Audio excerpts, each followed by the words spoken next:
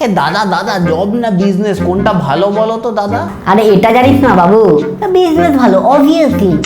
দেখিস যত বিলিনিয়ার ট্রিলিনিয়ার আছে সবাই তো বিজনেসম্যান, বিজনেস করে। হ্যাঁ, কিন্তু একটা জিনিস কি বলতে হয়, বিজনেসে খুব রিস্ক, জানিস তো, তখন তুই ব্যাংকরাপ্ট হয়ে যেতে পারিস। তাহলে তো চাকরি ভালো বলো? নো ডাউট, চাকরিও খুবই ভালো, তোর একটা সিকিউরিটি আছে, প্রত্যেক মাসের শেষে তোর একটা অ্যামাউন্ট ঢুকে যাচ্ছে। কিন্তু কি বলতো বাবু, ওই প্রত্যেক দিন ওই একই জায়গায় গিয়ে একই জায়গায় বসে একই কাজ করতে করতে না মানে তুই হাঁপিয়ে যাই, ভালো লাগবে না তোর। ওই জন্য চাকরিতে মানে একটা লিমিটেশন থেকে যায় কি প্রত্যেক মাসে তোর একটা দিনেই টাকা ক্রেডিট হবে, বাকি 30 দিন শুধু ডেবিট। তাও ঠিক, বুঝতে পারছিস কি বলতে চাইছি? হ্যাঁ, তাহলে দাদা তুমি কোনটা করার অ্যাডভাইস দেবে? অবশ্যই বিজনেস, চোখ বন্ধ করে বিজনেস।